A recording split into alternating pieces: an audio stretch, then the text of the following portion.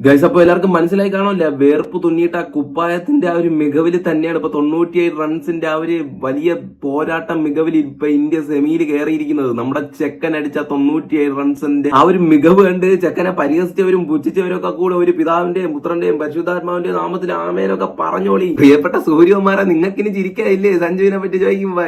ഇനി ചിരിച്ചോ, ഒന്നുകൂടെ നീട്ടി തന്നെ ചിരിച്ചോ. ചിരിച്ചോ? ഇങ്ങനെ ഒരു ദോഷത്തിന് വേണ്ടി മലയാളികളെന്നല്ല, ഈ സഞ്ജുവിനെ ഇഷ്ടപ്പെടുന്ന ഏതൊരു ഇന്ത്യൻ ക്രിക്കറ്റ് ആരാധകൻ തന്നെ ആഗ്രഹിച്ച ഒരു ദിവസമായിരുന്നത്, സഞ്ജുവിനെക്കാട്ടിലുപരി.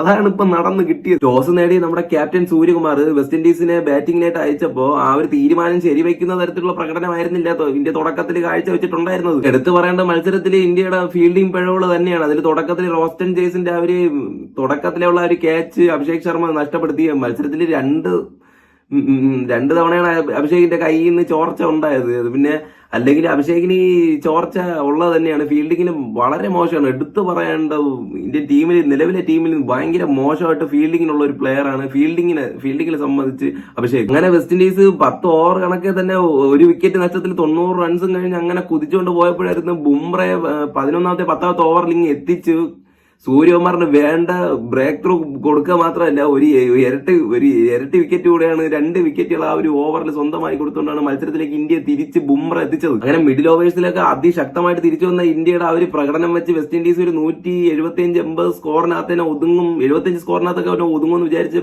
ഇരുന്നപ്പോഴായിരുന്നു പിന്നെ റോമാൻ പവലും പിന്നെ ജെയ്സൺ ഹോൾഡറിന്റെ ഒരു മികച്ച ഒരു പാർട്ണർഷിപ്പ് കാരണം അവർ 195 എന്നൊരു സ്കോറിലേക്ക് അവർ പടുത്തുയർത്തപ്പെട്ടു. അങ്ങനെ തിരിച്ചടിക്കാനായിട്ട് 196 റൺസ് വിജയലക്ഷ്യമായിട്ട് ഇന്ത്യ നീങ്ങിയപ്പോഴായിരുന്നു സഞ്ജു പതിവ് പോലെ തന്നെ സഞ്ജുവിന്റെ മിന്നൽ വേഗത്തിലുള്ള ആ ഒരു തുടക്കം ഇന്ത്യക്ക് നൽകിയെങ്കിലും അതിനോടൊത്ത് പിടിച്ചിരിക്കുക അഭിഷേകിനായില്ല. അഭിഷേക് ഉടനെ ഒരു ക്യാച്ച് നൽകിക്കൊണ്ട് മടങ്ങുകയും പിന്നെ തുടർന്നെത്തി ഇഷാനാണെങ്കിൽ പതിവ് ശൈലിയിൽ തന്നെ അങ്ങ് കൂറ്റൻ അടികൾ തുടങ്ങി ബാറ്റ് വീശിയപ്പോഴായിരുന്നു അതിന്റെ ഇടയ്ക്ക് 41 റൺസായപ്പോൾ തന്നെ ഈശാനും ക്യാച്ച് കൊടുത്തിട്ട് മടങ്ങിയത്. അങ്ങനെ 41-2 എന്ന നിലയ്ക്ക് ഇന്ത്യന് അഥവാ വല്ലോ പരിതാപകരമായിട്ടുള്ള സ്കോറിലേക്ക് വല്ല നീങ്ങി വല്ല കൂട്ടത്തേർച്ച ആവുമെന്നൊരു പേടി ഉണ്ടായിരുന്നു. സാധാരണ സഞ്ജു ഒരു 20-30 കണക്കുള്ള റേഞ്ചിലാണ് അടിച്ചുകൊണ്ട് പോയിരുന്നത്. പക്ഷെ ഇപ്രാവശ്യം അങ്ങനെ ആയിരുന്നില്ല കഥ. സൂര്യകുമാറിനെ ചേർത്ത് പിടിച്ചുകൊണ്ട് സഞ്ജു ഒരു നല്ല പാർട്ണർഷിപ്പ് അടിച്ച് ഇന്ത്യക്ക് വേണ്ടി വിജയിക്കാൻ താനാണ് ഇന്ന് നിയോഗിക്കപ്പെട്ടത് എന്നുള്ള ഒരു അർത്ഥത്തിൽ തന്നെയായിരുന്നു പുള്ളി സഞ്ജു ഇന്ന് കളിച്ച് തീർത്തത്. സഞ്ജുവിന്റെ ഇന്നത്തെ ഒരു കളിയോടുള്ള ഈ സമീപനം കാണുമ്പോൾ തന്നെ മനസ്സിലാകും ഒരു രീതിക്കുള്ള അലക്ഷ്യമായിട്ടുള്ള ഷോട്ടിനൊന്നും ശ്രമിക്കാതെ കൃത്യമായിട്ടുള്ള പ്ലേസ്മെന്റോടുകൂടെ തന്നെയാണ് വെസ്റ്റ് ഇൻഡീസിനെ അടിച്ച് പുള്ളി തൂഫാനാക്കി വിട്ടത്. ഉള്ളത് പറഞ്ഞ സഞ്ജു ഓരോ ബോളും ഫേസ് ചെയ്യുമ്പോഴും സഞ്ജുവിനെക്കാട്ടിലും ഉള്ളിലെ പേടി നമ്മൾ കണ്ടുകൊണ്ടിരിക്കുന്ന മലയാളികൾക്ക് തന്നെയാണ്. എനിക്കൊക്കെ നല്ല ടെൻഷൻ അടിച്ചിട്ട് വയ്യ.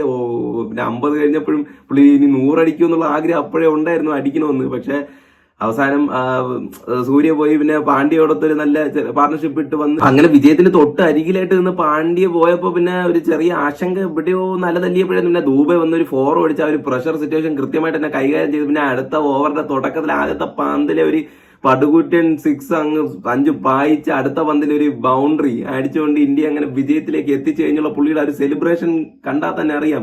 1 ഡേ ഇങ്ങനെ ഒരു ദിവസം ഇന്ത്യൻ ക്രിക്കറ്റ് ടീമിന് വേണ്ടി ആ ഒരു ജേഴ്സിയിൽ ഇങ്ങനെ ഒരു ചരിത്രം പുള്ളി രചിക്കണമെന്നുള്ളത് എത്ര കാലങ്ങളുണ്ട് മനസ്സിൽ വിചാരിച്ചിരുന്നതായിരിക്കും. ഇന്ന് ബാറ്റ് കൊണ്ട് പുള്ളി ചെയ്ത് തീർത്തത്. എന്തായാലും സന്തോഷമുള്ളൂ, ഫുള്ളി രോമാഞ്ചം. സഞ്ജു ഇത്രയ്ക്ക് ഒരു കംബാക്ക് ഇങ്ങനെയും ഇന്ത്യയെ ഈ ഒരു സെമിയിലേക്ക് നയിക്കത്തക്ക വിധത്തിൽ ചെയ്തതിന് എന്തായാലും ദൈവത്തിനോടും എല്ലാ ദൈവത്തിനോടായാലും നമ്മുടെ മലയാളികൾ രോമാഞ്ചമായ സഞ്ജു ഇങ്ങനെ നടത്താൻ സാധിച്ചതിന് എല്ലാ ദൈവങ്ങൾക്കും ഒരു നന്ദിയും അറിയിക്കുന്നു.